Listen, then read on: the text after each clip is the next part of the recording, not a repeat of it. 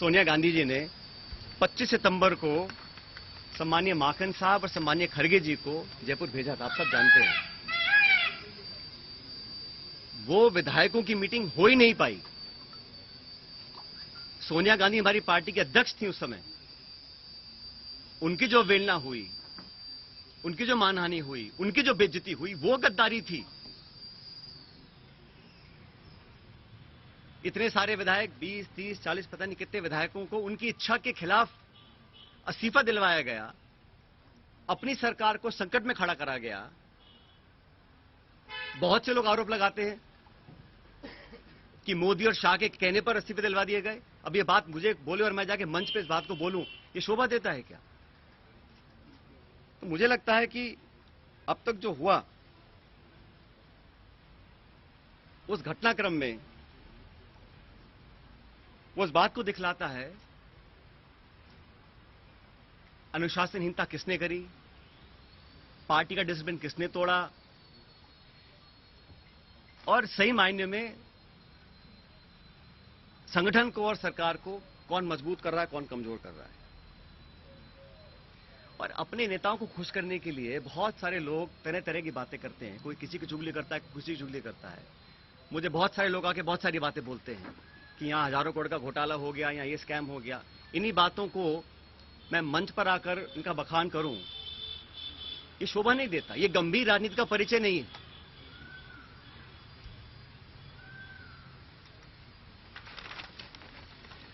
इसीलिए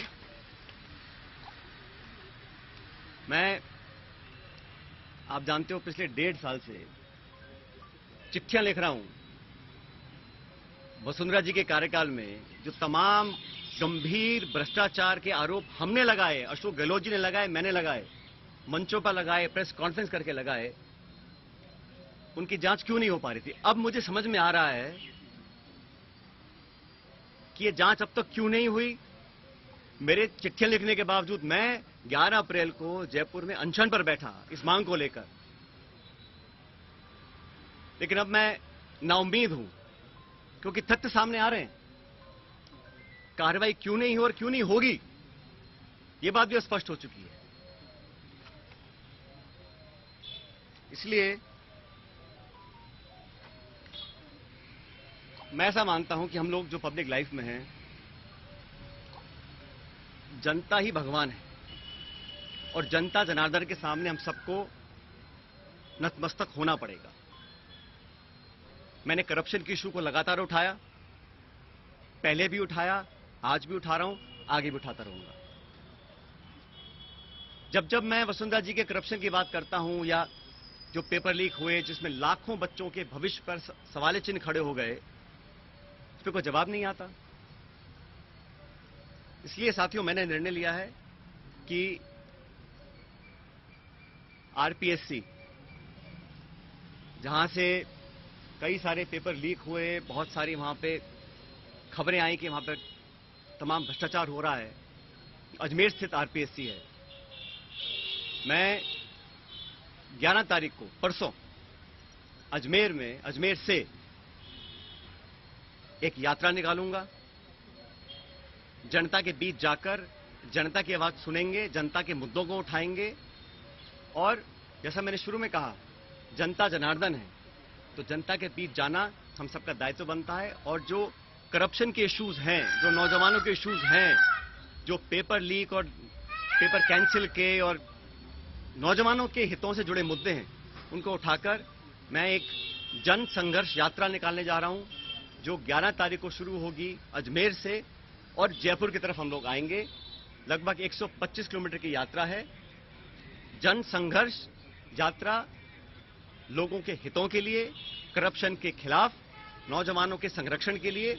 उनकी आवाज को हम सुनेंगे, उनकी आवाज को बुलंद करेंगे और मैं समझता हूं कि सही निर्णय तब लिए जाएंगे जब जनता का पूरा हमारा साथ होगा, जनता का पूरा प्रेशर होगा। पद यात्रा है, जन संघर्ष पद यात्रा 11 मई को मैं अजमेर से शुरू करूंगा और हम जयपुर आएंगे। लगभग 5 दिन का समय इस यात्रा में लगेगा। तो जैसे मैंने कहा, ये यात्रा किसी के विरोध में ना होकर करप्शन के विरोध में है, नौजवानों के पक्ष में है, जो तमाम जनता में आज मुद्दे हैं, जिन इश्यूज को लेकर हम राजनीति करते हैं, जिन इशू पर मैं हमेशा अपनी बात रखता आया हूं, उनके बीच जाकर, उनकी बात सुनकर, उनकी आवाज बनने की हम लोग कोशिश करेंगे। और ये अभियान शुरू होगा 11 तारीख को।